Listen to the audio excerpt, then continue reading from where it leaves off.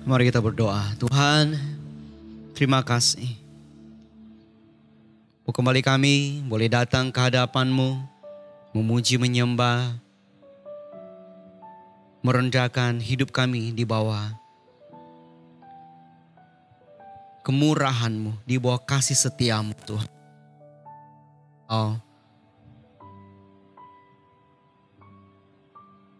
Bahwa itu tak pernah habis dalam kehidupan kami. Oh, terima kasih Tuhan, terima kasih. Sebentar kami akan duduk tenang untuk belajar sebagian daripada firman-Mu. Urapi baik hamba-Mu yang menyampaikan maupun setiap jemaat-Mu, baik yang di rumah maupun setiap anak-anak-Mu, pelayan-pelayan-Mu yang ada di tempat ini. Biarlah Tuhan Engkau yang memimpin jam pemberitaan firman ini menjadi waktu yang sungguh-sungguh boleh membawa kehidupan kami semakin mengenal, semakin hidup, semakin mengasihi kebenaran-Mu. Terpujilah nama-Mu, dalam nama Tuhan Yesus Kristus kami berdoa, kami siap dan kami mengucap syukur. Amin, amin, amin, amin.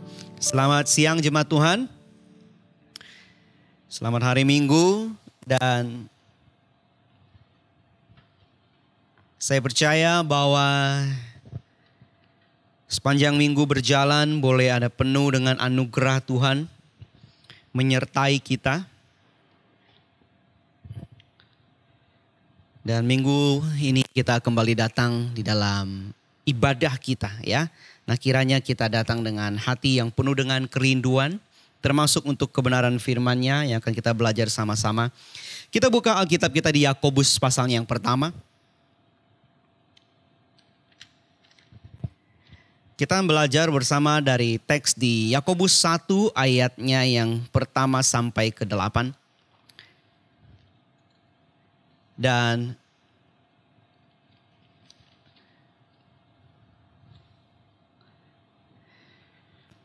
kita belajar sedikit dari teks yang lain untuk membantu kita melihat bagian yang akan kita pelajari ya. Tapi teks utama yang akan kita pelajari adalah Yakobus pasal 1 ayat 1 sampai ayatnya yang ke-8.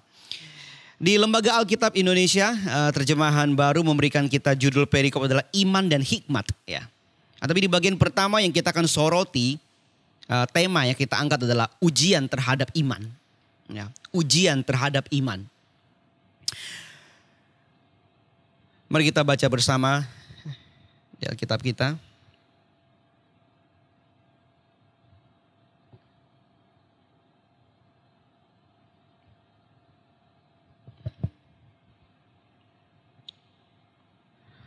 Salam dari Yakobus, hamba Allah dan Tuhan Yesus Kristus kepada ke-12 suku di perantauan.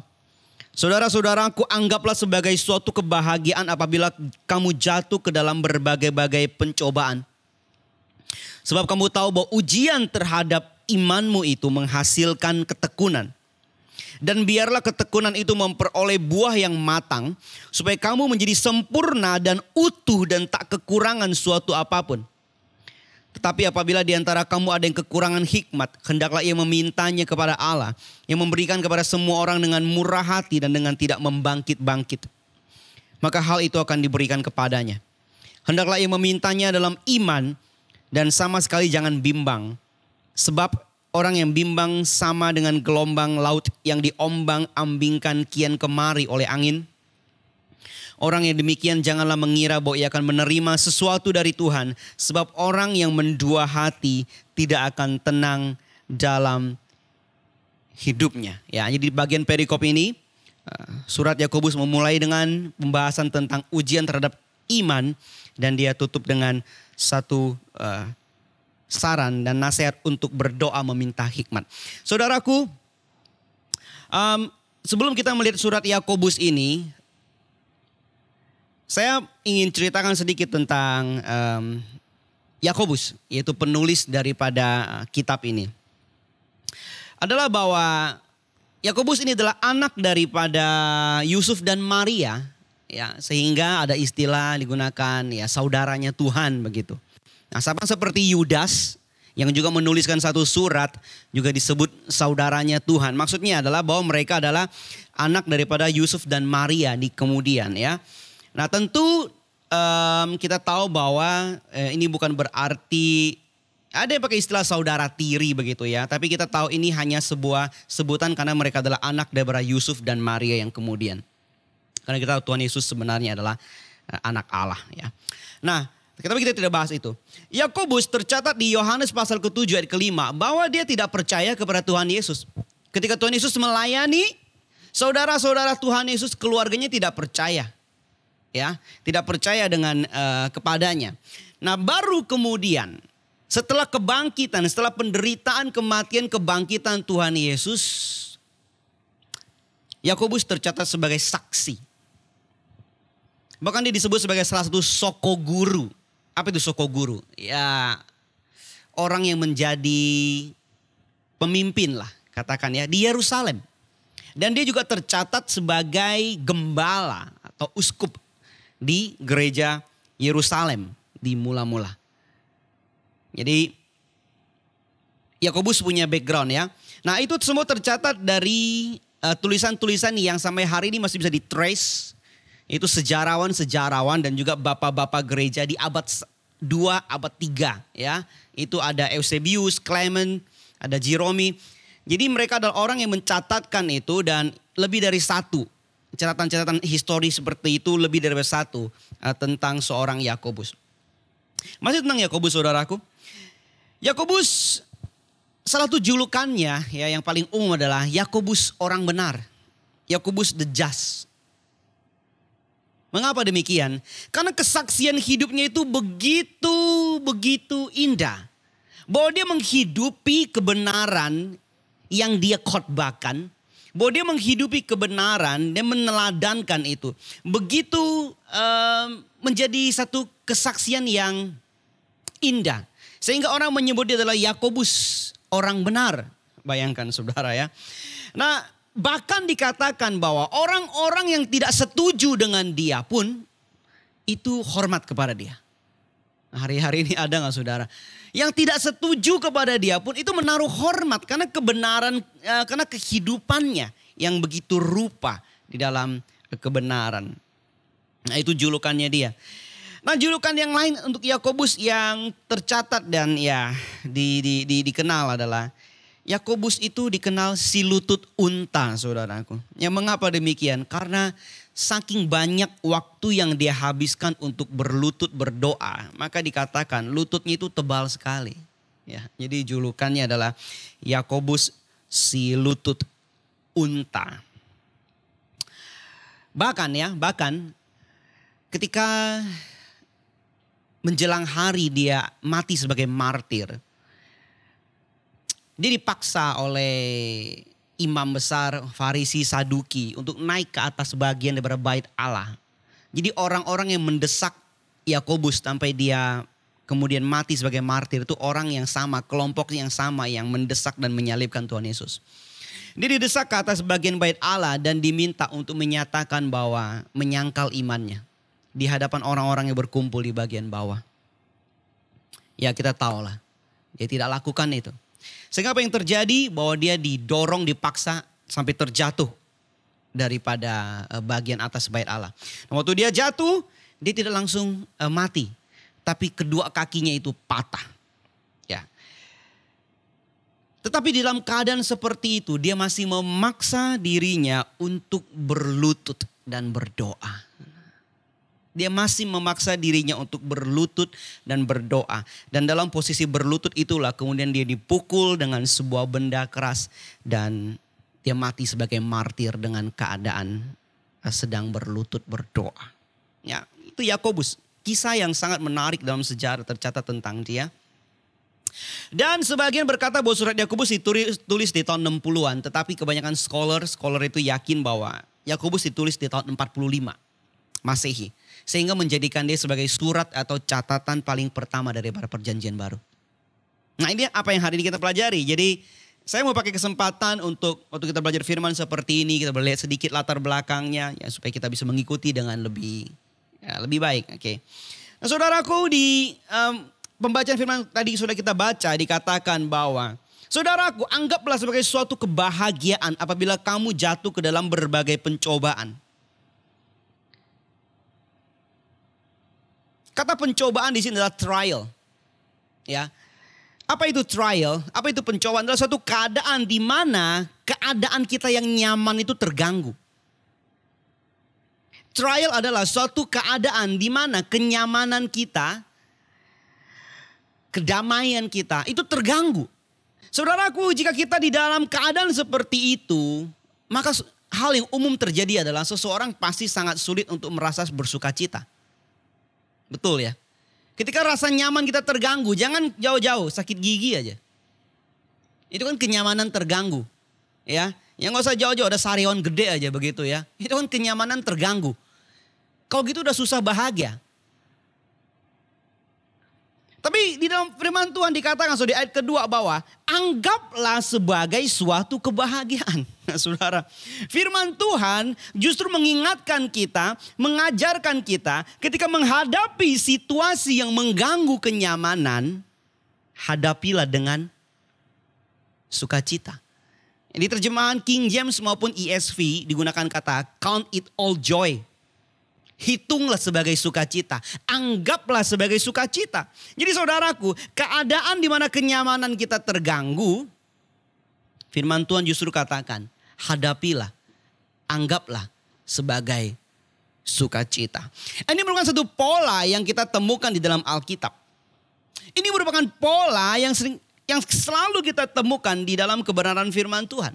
Apa itu? Yaitu bahwa kita sebagai orang yang memiliki iman percaya kepada Tuhan, sandaran kita adalah apa yang inner di dalam. Bahwa sukacita kita itu bukan atas situasi. Ya, ini hal yang sering kita perkatakan ya. Tidak mudah dihidupi, tidak mudah dilakukan. Tapi kita tidak jemu-jemu untuk mengingatkan, mengajarkan kembali. Bahwa sukacita kita itu bukan atas situasi. Tapi sukacita kita yang sejati adalah apa yang di dalam batin iman percaya kita. Ini pola di dalam Alkitab. Ya, apalagi bahwa kita hidup itu oleh karena iman, bukan karena melihat. Saudaraku, ketika situasi kita, damai kita keganggu, kenyamanan kita terganggu, firman Tuhan katakan count it all joy. Ya, nanti kita lihat how, bagaimana?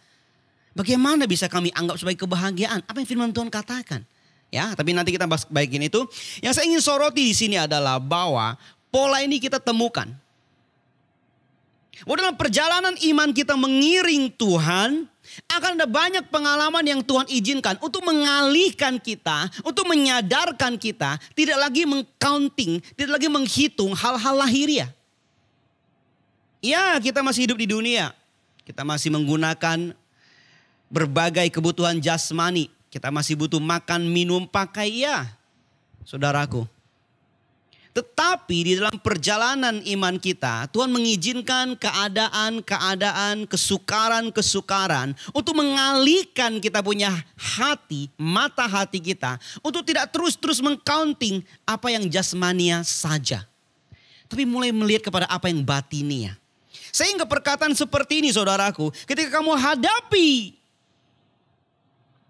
pencobaan, trial, ketika kamu menghadapi situasi di mana kenyamanan, kedamaian kamu terganggu, hadapilah dengan sukacita. Ya, dalam bahasa Indonesia digunakan apa? Anggaplah sebagai suatu kebahagiaan.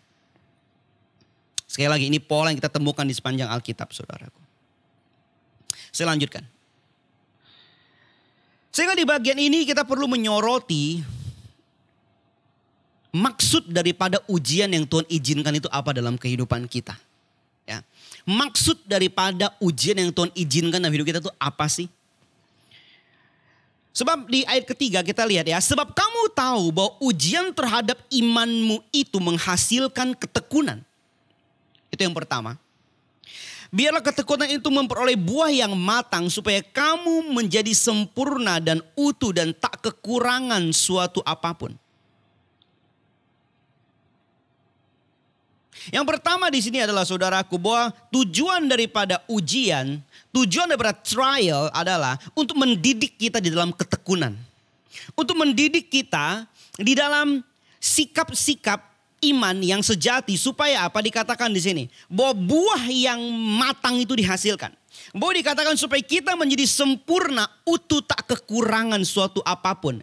Ini maksudnya ngomong soal iman ya. Jadi waktu di ayat keempat ini ngomong waktu kata sempurna, bukan berarti kesempurnaan tiada dosa lagi. Ya. Tapi kata sempurna adalah kedewasaan rohani. Saudaraku, ada kalanya kita mendidik anak-anak kita atau adik-adik kita lah. Kita katakan, coba kamu kerjakan. Ya mungkin dia akan berkata, saya nggak bisa, susah. Ya coba dulu.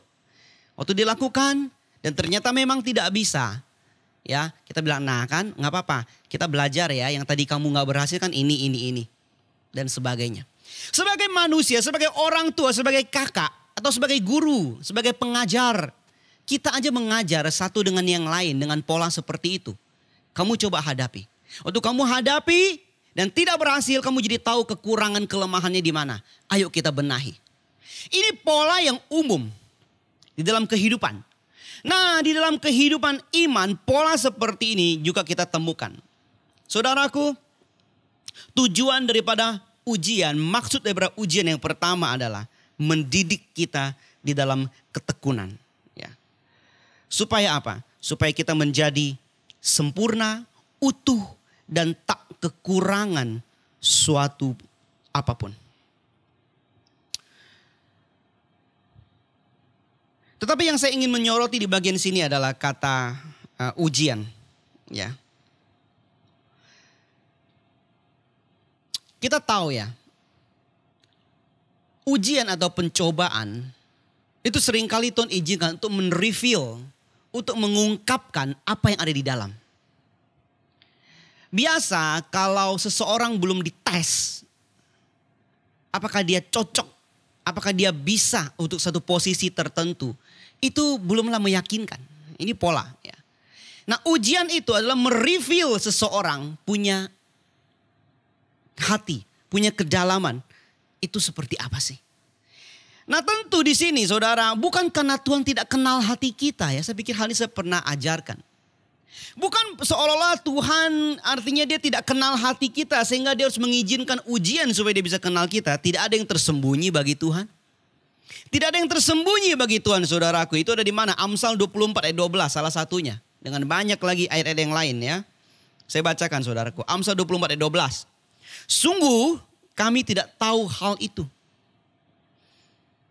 Apakah dia yang menguji hati tidak tahu yang sebenarnya? Apakah dia yang menjaga jiwamu tidak mengetahuinya dan membalas manusia menurut perbuatannya? Saudaraku, Tuhan yang menciptakan kita, dia tahu batin kita, dia tahu jiwa kita. Tidak ada yang tersembunyi. Jadi berkata tentang ujian untuk mereveal sesuatu yang ada dalam hati kita, itu bukan berarti Tuhan tidak kenal hati kita sehingga harus menggunakan ujian untuk mengenali kita. No. Nah pertanyaannya, kalau gitu apa? Seringkali kitalah yang tidak terlalu mengenal hati kita sendiri. Ya jangan tarik kesimpulan dulu ya, saya jelaskan. Seringkali saudaraku, ketika kita belum mengalami satu situasi tertentu yang tak terduga atau ujian tertentu, kita belum tahu kita ini bereaksinya bagaimana. Kita belum tahu hati kita ini bagaimana menyikapi sesuatu sampai itu terjadi. Ya. Nah, ini merupakan apa yang juga dituliskan oleh Calvin, ya John Calvin di karyanya yang paling dikenal, yaitu Institute. Di bagian pertama dia katakan bahwa kalau tidak ada pengenalan akan Allah, tidak ada pengenalan akan diri. Dan kalau tidak ada pengenalan akan diri, tidak mungkin ada pengenalan akan Allah. Nah saya sangat suka dengan kalimat salah satu yang dia tuliskan adalah begini. Dia katakan, kita, ya, dia pakai kata kita, begitu humble ya. Kita selalu melihat diri kita benar, teguh, bijak, dan suci. Sampai kita tersadarkan. Ketika kita membanding diri kita dengan orang lain, kita selalu menilai diri kita lebih benar, lebih teguh, lebih bijak, dan lebih suci. Dikatakan sampai kita tersadarkan. Bagaimana kita bisa tersadarkan? Waktu kita melihat kepada Allah yang benar, yang suci dan yang bijak. Kita menyadari kita ini rupanya belumlah benar, suci, dan bijak sebagaimana yang kita tadi asumsikan. Nah saudaraku, ini kalimat yang sangat bukan hanya indah tapi penting di dalam iman Kristen. Bahwa dalam perjumpaan kita dengan Tuhan, ketika kita dididik oleh Tuhan sebagai anak-anaknya yang kekasih, salah satunya melalui ujian, salah satunya melalui masa-masa yang dikatakan pencobaan, maka akhirnya kita mengenali ya apa yang dalam batin kita, dalam hati kita itu di-reveal keluar. Saudaraku, jadi tujuan yang selanjutnya daripada sebuah ujian adalah mereveal isi hati manusia. Termasuk untuk diri kita sendiri. Termasuk untuk diri kita sendiri. Kapan terakhir kita datang hadapan Tuhan dan berkata, Tuhan, selidikilah aku. Ujilah aku. Sekira tadi pujian itu kita naikkan ya. Waktu pemazmur berkata selidiki aku, ujilah aku. Apakah arti maksudnya Tuhan harus menyelidiki supaya Tuhan tahu? Bukan. Tapi si pemazmur datang ke hadapan Tuhan dengan hati yang humble dan berkata, I want to know. Saya mau tahu Tuhan, apakah ada pemikiranku, hatiku yang bengkok. Apakah ada pemikiranku, hatiku yang ternyata itu belum dalam kebenaran, belum dalam bijaksana, belum dalam kesucian hidup. Oh Tuhan, aku datang, selidiki aku. Kembali kepada teks yang kita baca di Yakobus bahwa seringkali yang Tuhan pakai adalah situasi-situasi yang disebut trial, yang disebut ujian. Sehingga apa yang dalam hati kita itu ke-reveal keluar. Nah saudara, kalau itu ke-reveal keluar, jangan ya sudah di situ. No. Kita berani bawa ke hadapan Tuhan. Kita berani bawa, kita taruh di bawah kaki salib Kristus. Meminta anugerahnya, pengampunan, kemurahannya. Untuk membentuk kita, mengubahkan kita, mendidik kita. Itu tujuannya. Itu tujuannya saudaraku. Saya katakan sebagai orang percaya.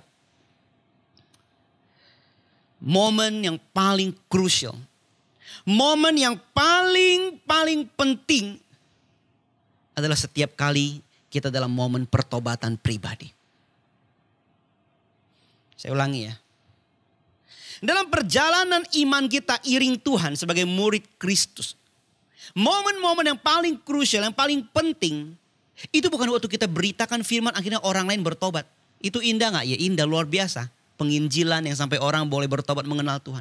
Tapi tahukah saudara, pertobatan pribadi kita dari waktu ke waktu menyadari kebutuhan kita akan Tuhan, menyadari keterbatasan kita, itu adalah momen-momen paling krusial.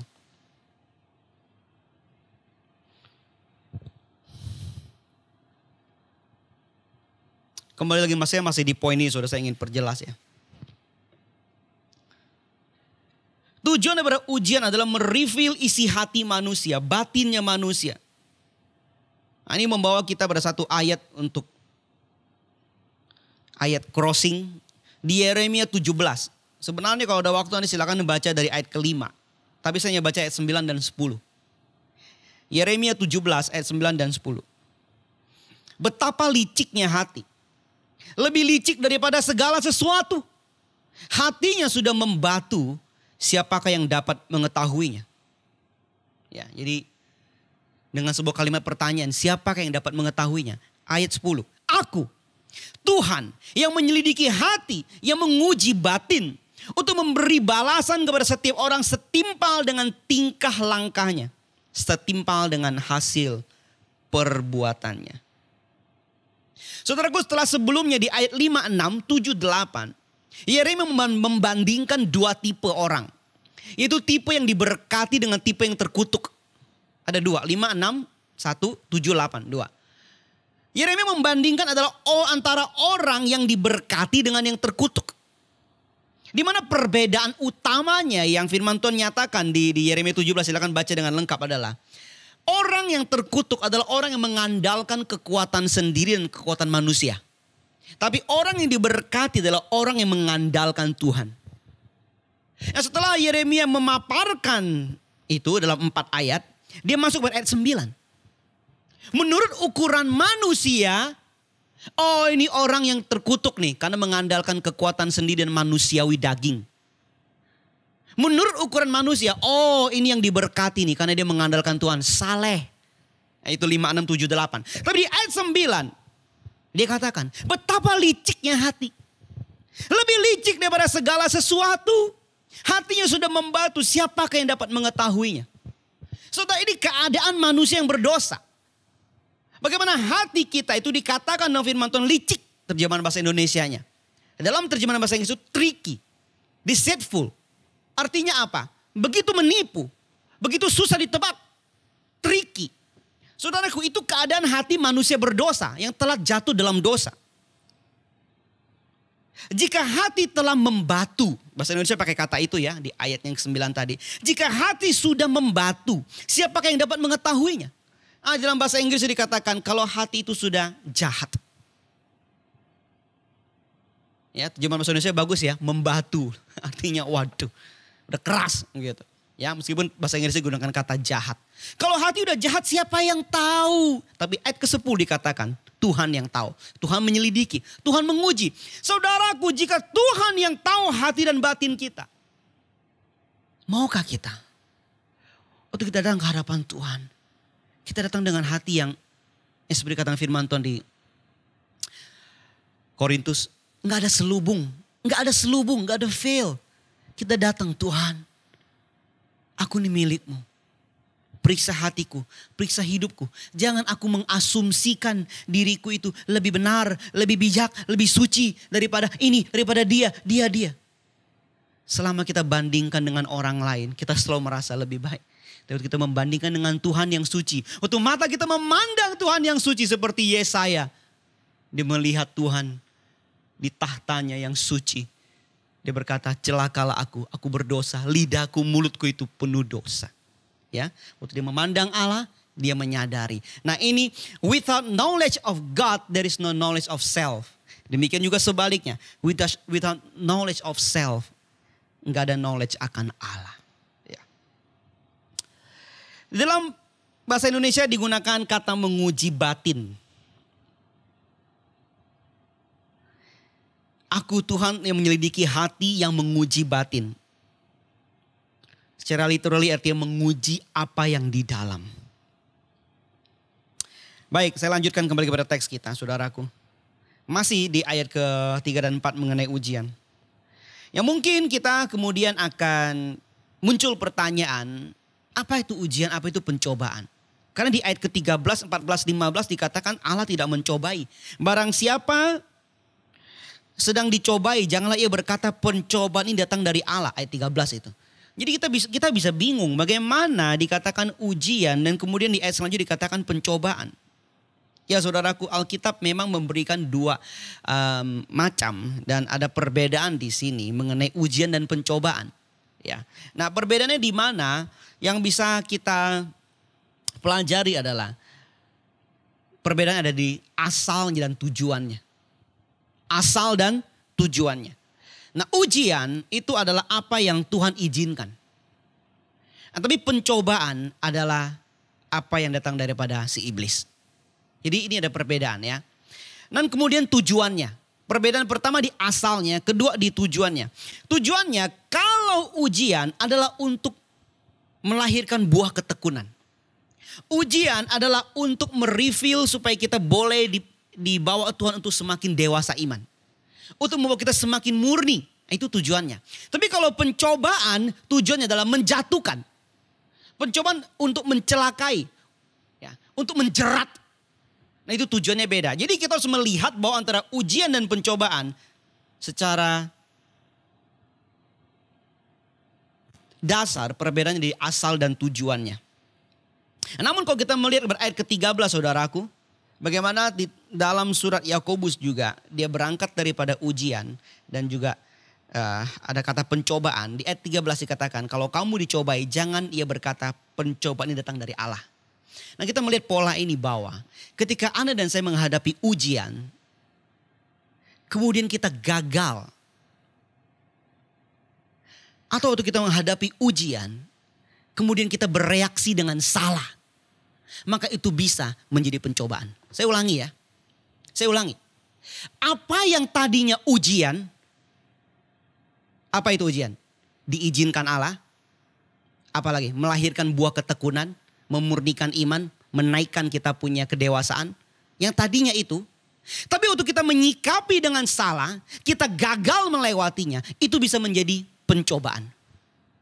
Yang dalamnya menjadi pekerjaan daripada si iblis untuk menjerat, menjatuhkan, mencelakakan. Nah kebalikannya juga bisa terjadi karena di dalam Yakobus ini kata ujian dan pencobaan dipakai dalam ayat yang sama. Itu di ayatnya yang kedua dan juga ketiga. Sebaliknya, ketika sesuatu dimaksudkan sebagai pencobaan daripada si iblis. Karena Allah Maha tahu. Dia memelihara menjaga kehidupan kita. Maka tadi apa yang dimaksudkan sebagai pencobaan. Justru Tuhan jadikan menjadi ujian yang membuat kita semakin tekun, dewasa dan iman kita semakin bertumbuh. Nah, ini cerita dari mana saudara? Di Alkitab, Ayub. Bagaimana pencobaan daripada iblis akhirnya menjadi ujian yang memurnikan dia. Membawa hidup dia semakin indah di hadapan Tuhan. Ya. Nah jadi ini dua bisa terjadi pertukaran. Kembali kepada ayat yang masih kita bahas tadi saudaraku. Anggaplah sebagai kebahagiaan. Anggaplah sebagai suatu kebahagiaan apabila kamu jatuh ke dalam berbagai-bagai pencobaan. Bagaimana? Tadi kita sudah belajar bersama ya. Ujian itu buat kenyamanan kita terganggu. Tapi malah disuruh hadapi dengan sukacita. Count it all joy. Bagaimana? Nah saudaraku, ada dua hal di sini. Kita perhatikan. Kita bisa menghadapi sebuah ujian. Sebuah kesesakan dengan menganggapnya dan menghadapi dengan sukacita. Karena satu, kita tahu semua itu dalam izin Tuhan. Kita tahu semuanya di dalam izin Tuhan. Saudara, Tuhan Yesus katakan bahwa kamu lihat burung di udara. Tak satu pun jatuh kalau Bapa tidak izinkan. Kemudian Tuhan Yesus lanjutkan apa? Rambutmu pun tidak akan jatuh satu helai kalau tidak diizinkan. Jadi saudara, kita mampu menganggap satu kesesakan sebagai kebahagiaan. Saya ulangi ya. Kita mampu menganggap satu situasi yang sukar sekali sebagai kebahagiaan. Sebuah yang bahkan disebut ujian itu sebagai kebahagiaan. Jika kita tahu dan tahu semua dalam izin Tuhan.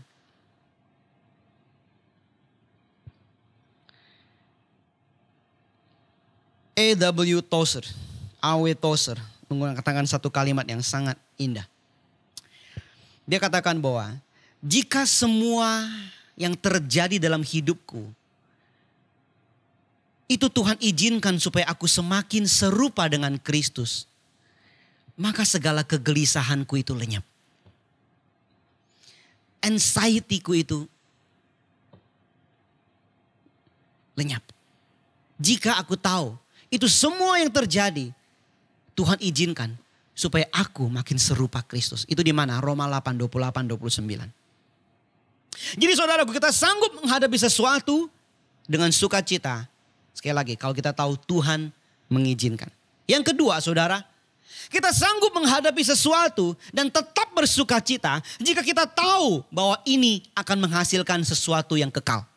Saya ulangi ya, kita bisa menghadapi sesuatu ujian dengan joy karena kita tahu bahwa ini ketika aku lewati akan menghasilkan sesuatu yang kekal. Akan menghasilkan buah-buah yang kekal. Yang di dalam surat Yakobus disebut ketekunan. Ketekunan itu menjadi apa? Buah yang matang Dan menjadi apa? Sempurna, utuh, dan tak kekurangan suatu apapun. Saudara, ini kalimat yang dulu saya sering dengar orang berdoa ya, Tuhan kami sekarang mau pulang sertai kami supaya sampai ke rumah tidak kekurangan suatu apapun. Karena saya pikir ini kalimat banyak dipakai ya. Nah, rupanya itu ada di ayat Yakobus. Tidak kekurangan suatu apapun. Ya, suatu hari saya lagi baca Yakobus, saya bersadar, nih kayaknya yang banyak orang pakai buat doa nih. Ya, kembali lagi. Utuh di sini, di ayat keempat. Utuh di ayat keempat yang menjadi tujuan daripada buah yang dihasilkan ketika kita menghadapi suatu ujian. Itu literally adalah all portions whole. Setiap porsi itu utuh, penuh. Saya ulangi ya. Utuh di sini adalah all portion whole. Saudaraku, Tuhan punya di dalam rancangannya bagi kita hal-hal yang kita gak kebayang. Yang Tuhan has dalam store-nya ya, dalam apa yang telah Tuhan sediakan ya. Itu kita gak kebayang saudaraku. Supaya kita bisa mewarisi porsi-porsi itu secara utuh, Tuhan izinkan hidup kita dibentuk. Tuhan izinkan hidup kita dibentuk. Supaya kita utuh dan tak kekurangan suatu apapun. Ya sekali lagi saudaraku, sempurna di ayat keempat sini bukan suatu keadaan tiada dosa. Bukan. Tapi sempurna di sini adalah suatu tingkat kedewasaan rohani dan iman yang indah di hadapan Tuhan. Karena kalau kita ngomong soal iman dan kedewasaan rohani, yang adalah tujuan daripada ujian ini salah satunya.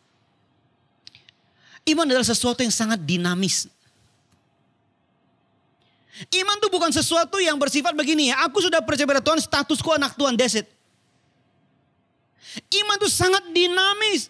Iman itu sesuatu yang harus terus dipergumulkan saudaraku. Jadi teringat apa yang Pak Yakub sering sekali kutip dalam khotbahnya. Yaitu apa yang ditulis oleh James Fowler. Stages of Faith. Tingkatan iman. Ya sebenarnya saudaraku ya, di dalam Alkitab ada beberapa perkataan soal iman. Contoh, Yesus bilang iman seperti ini belum pernah ada di antara orang Israel. Ya, iman seperti ini dan sebagainya ya. Apalagi besar sekali imanmu. Jadi seolah-olah iman itu tuh dalam Alkitab ada kata-kata ukuran begitu. Apakah benar saudaraku? Ya sebenarnya iman itu dikatakan firman Tuhan asal ada sebesar biji sesawi ya, gunung bisa pindah. Jadi bukan soal berapa besar ya, ada apa enggak gitu. Nah tetapi studinya James Fowler, ini lagi bahas soal iman ya. Dia katakan iman itu sebenarnya susah sekali diukur ya. Tapi struktur jiwa daripada seseorang itu bisa menunjukkan tingkat keberimanannya. Ya sehingga dia membagi tingkatan iman itu dari 0 sampai 7 ya. Jadi kalau dijumlahkan jadi 8. Jadi kalau 0 itu dianggap undifferentiated faith, kosong. Orang yang ke gereja tapi imannya itu gak bisa dikenali. Ya antara lain apa dia katakan, ya itu biasa yang ikut-ikut. Ya udahlah daripada saya diminta terus saya ikut. Gimana gitu. Atau ya daripada nanti orang tua saya gak senang ya saya ikut. Itu zero saudaraku. Zero. Ya nah itu terus meningkat. Sampai tingkat 4 lah. Baru mulai sebenarnya bisa dikatakan ada iman. Nah tingkat 4 itu apa? Dalam konseling pranikah pun saya suka menjelaskan ini. Yang keempat itu adalah sudah individual reflektif. Biasanya yang mau menikah, pria wanita saya katakan, dalam pernikahan Kristen, bukan hanya soal seiman ya. Seimannya bukan soal seagama, bukan. Tapi seiman di sini adalah kamu berdua memiliki iman pribadi kepada Kristus. Tidak ada satupun yang ikut-ikutan. Oh karena aku mau nikah sama dia, aku ikut dia.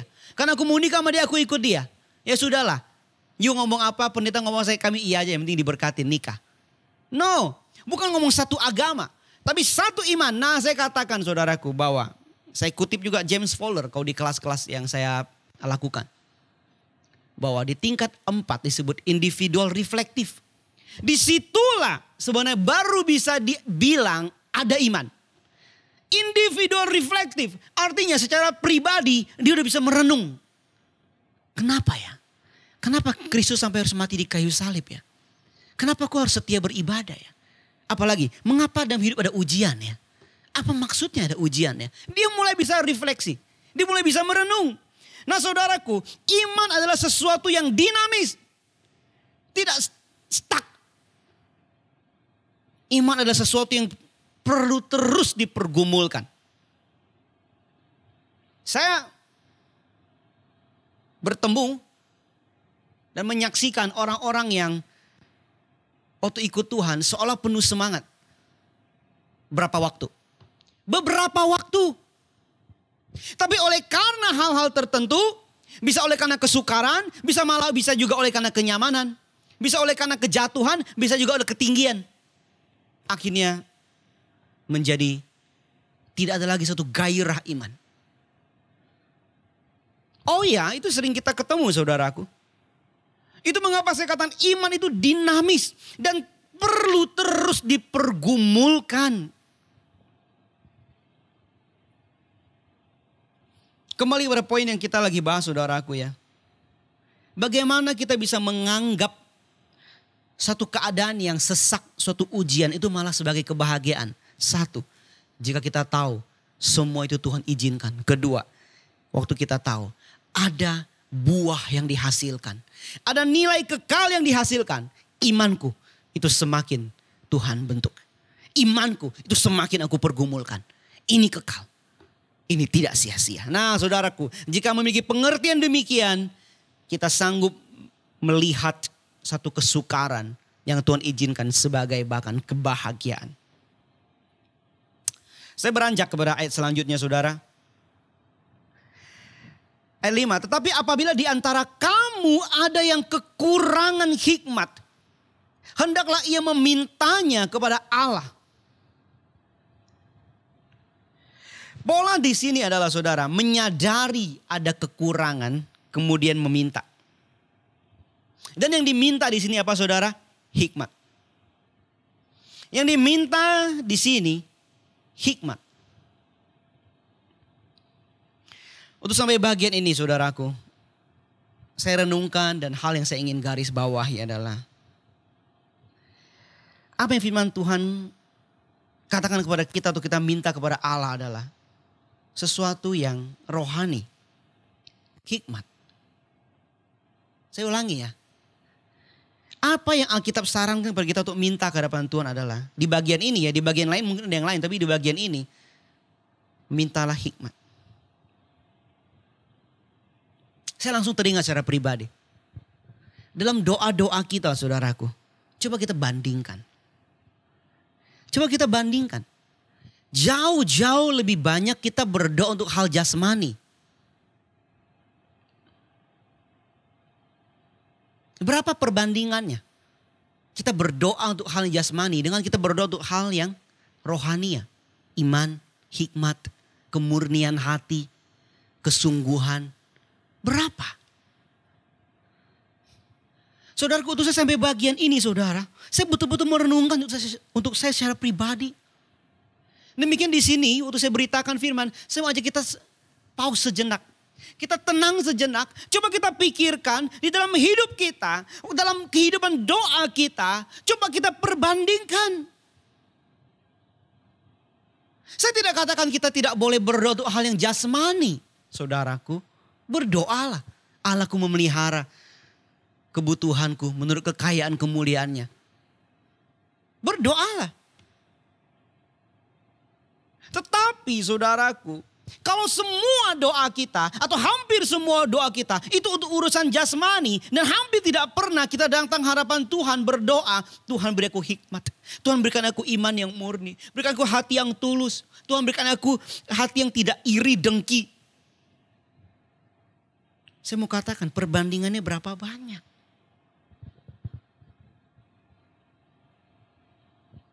Demikian waktu kita berdoa buat keluarga kita atau berdoa buat orang yang kita kasihi. Kebanyakan kan juga doa hal jasmani ya. Sehingga kalau kita berdoa buat anak kita saudara, jangan ya cuma kita doa Tuhan berikan anakku kesehatan, berikan anakku kepintaran. Doakan juga Tuhan berikan karakter, hati yang takut akan Engkau, mental yang baik. Berikan anakku hikmat, bijaksana, kerendahan hati. Ya saudaraku. Oke, kembali pada apa yang kita lihat di teks ini, saudara. Hendaklah yang memintanya dalam iman. Sama sekali jangan bimbang. Meminta di dalam iman. Saudara, iman kita itu kepada apa? Apakah iman kita itu, yang dimasukkan di sini, meminta dalam iman itu adalah iman kepada perkataan doa kita? Iman kepada kesalehan kita sehingga kita berani berdoa? Sehingga lain kali waktu kita merasa kita berdosa, kita gak berani berdoa? Itu berarti iman yang fokusnya salah. Apakah iman kita kepada doa-doa kita punya kata-kata, kepada keadaan kita, kesalehan kita? Iman kita adalah kepada kebaikan Tuhan. Aku datang dengan hati yang berani untuk kucurahkan di hadapan Tuhan, berdoa meminta, karena imanku adalah kepada kebaikan Tuhan. Bahkan aku tahu, aku sadar aku dalam keadaan yang berdosa, Tuhan ingatkan. Aku datang dengan hati yang bertobat. Aku ada iman kepada Tuhan yang baik yang mengampuni aku. Iman kita kepada siapa? Kepada apa, saudaraku? Biar iman kita adalah kepada kebaikan Tuhan. Iman kita bukan kepada keyakinan kita. Iman kita adalah kepada kasih setia Tuhan yang tak berkesudahan. Hendaklah yang memintanya dalam iman, sama sekali jangan bimbang.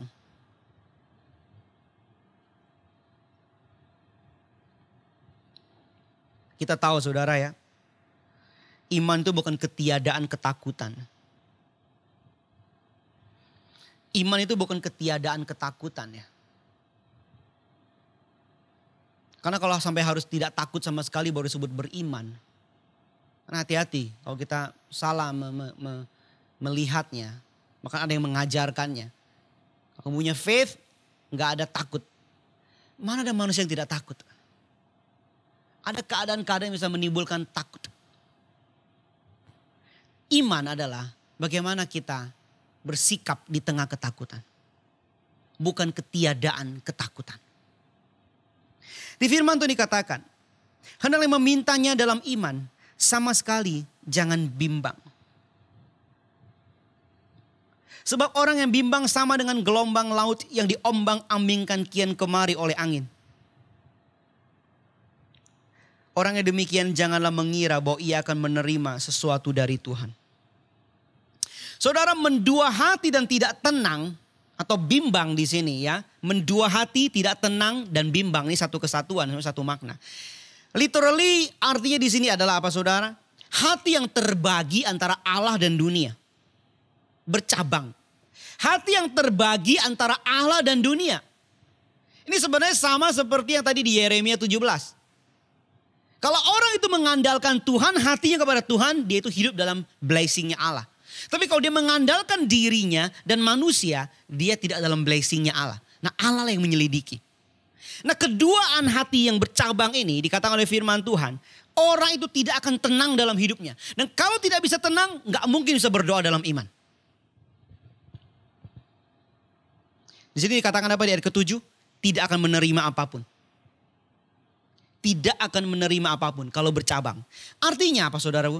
Kadang-kadang percaya. Tapi ketika dalam ujian, kalau kita melihat konteks ayat di atas. Dia katakan dia percaya. Tapi ke dalam keadaan ujian, trial, kesesakan. Iman percayanya hilang. Oleh karena apa? Hati yang bercabang.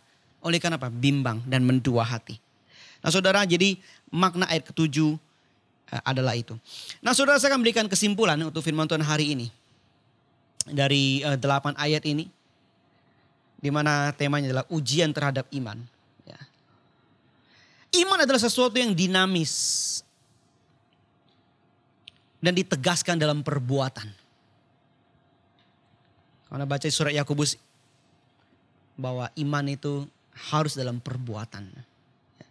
Iman sesuatu yang dinamis dan ditegaskan dalam perbuatan. Iman itu harus menggeliat dan dipergumulkan. Bukan sebuah status yang seolah sesudah didapatkan maka melekat tidak lepas dari kita sampai mati. Itu mengapa Tuhan banyak kali izinkan ada ujian dan masa-masa kesukaran untuk menghasilkan buah ketekunan, memurnikan iman, mendewasakan rohani kita. Ya, dan firman Tuhan katakan, jika itu terjadi, anggaplah sebagai kebahagiaan. Sebab Tuhan yang mengizinkan dan juga Tuhan sedang mengerjakan buah-buah yang kekal. Ya, sampai di sini firman Tuhan. Kiranya boleh menjadi pelajaran buat kita semua. Saya undang pemain musik maju ke depan.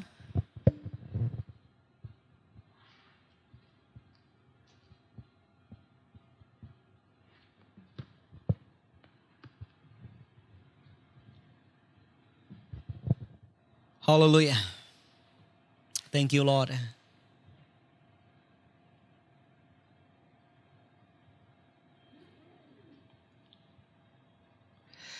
Tuhan, kami ucap syukur untuk firman-Mu yang sudah kami dengar. Biar kami belajar bersama pada kesempatan ini Tuhan. Mungkin di antara kami, dalam kehidupan kami, ada yang sedang di dalam masa-masa yang tidak mudah. Yang masa-masa yang seperti sebuah trial, sebuah ujian. Engkau yang terlebih tahu Tuhan.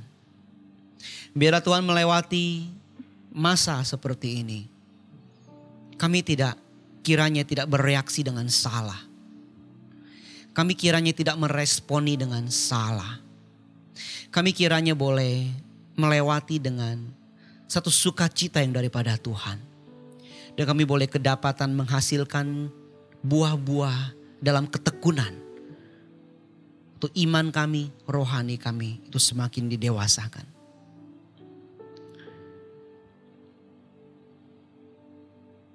Jangan sampai masa yang sukar dan sesak bukan menjadi satu ujian, tapi menjadi cobaan daripada si jahat untuk menjerat, menjatuhkan kami.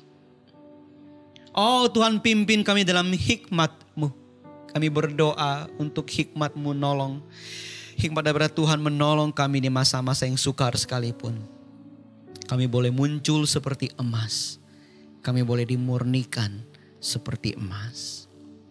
Terima kasih Tuhan meteraikan firman-Mu yang sudah kami dengar. Biarlah kami bukan hanya menjadi pendengar, tapi kami juga menjadi pelaku-pelaku. Sebab iman percaya kami itu ditegaskan di dalam perbuatan.